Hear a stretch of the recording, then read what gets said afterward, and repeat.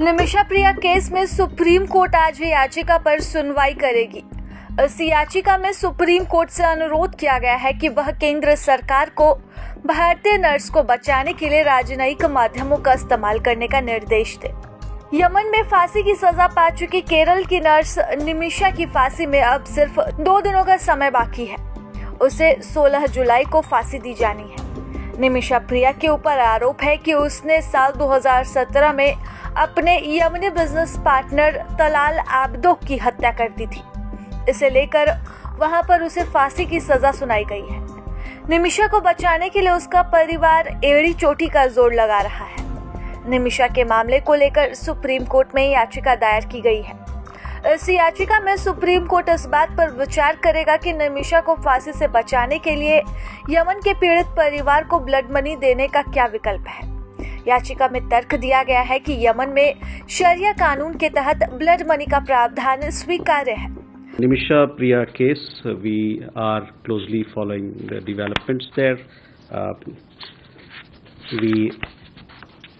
As we had told you earlier also, that the government is extending all possible help in the matter, and we'll see how things go forward from here. अनुमान है कि justice Vikram Seth और justice Sandeep Mehta की bench इस मामले की सुनवाई करेगी। यह केस 10 जुलाई को अर्जेंट सुनवाई के लिए लिस्टेड था। एडवोकेट सुभाष चंद्र केआर ने निमिषा केस में यह याचिका दायर की है। इसमें तर्क दिया गया है कि ब्लड मनी देने से पीड़ित का परिवार केरल के इस नर्स को माफ कर देगा। इसके बाद निमिषा की फांसी रुक जाएगी। निमिषा प्रिया के परिवार ने 8 करोड़ 60 लाख रुपए ब्लड मनी के रूप में देने की पेशकश भी की है। परिवार को उम्मीद है कि तलाल आब्दो का परिवार यह राशि स्वीकार कर लेगा और निमिषा की जान बच जाएगी। यमन की अदालत के दस्तावेजों के अनुसार निमिषा प्रिया ने जुलाई 2017 में कथित तौर पर अपने स्थानीय व्यापारी साझेदार तलाल आब्दो मेहदी को नशीला पदार्थ देकर उसकी हत्या कर दी थी और एक अन्य नर्स की मदद से उसके शरीर के टुकड़े टुकड़े कर दिए थे। इसके बाद उसने उसके छत विक्षत अंगों को एक भूमिगत टैंक में फेंक दिया। सूत्रों ने बताया कि मेहंदी की हत्या का पता चलने के बाद निमिषा को गिरफ्तार कर लिया गया और उसने कथित तौर पर अपने एक बयान में हत्या की बात भी कबूल की। तब से लेकर आज तक यह मामला खूब सुर्खियों में रहा है। भारत सरकार ने बीच में कई बार मध्यस्थता का प्रयास भी किया, लेकिन यमन के जिस शहर के जेल में निमिषा बंद है उस शहर से भारत के राजनयिक संबंध बेहतर नहीं है। यही वजह है कि बातचीत पूरी नहीं हो सकी और लगातार कोशिशों के बावजूद भी निमिषा प्रिया की फांसी की सजा नहीं रुक सकी।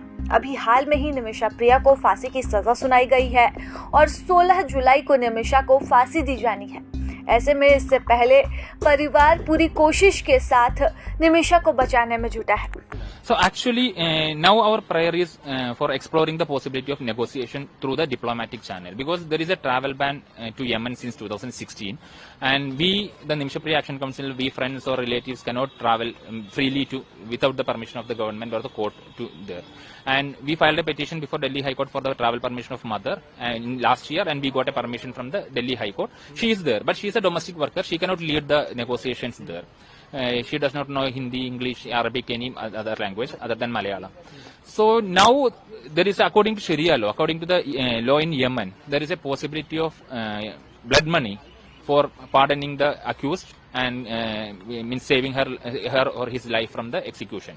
So this last possibility is not explored yet. The victim's family has not come to the negotiation table for the blood money negotiation. So now we are requesting Indian government, according to the media reports, the date of the execution, the tentative date is shown as 16th of July. So only 5 days are left. So the Indian government has a good relation with Iran, Oman, and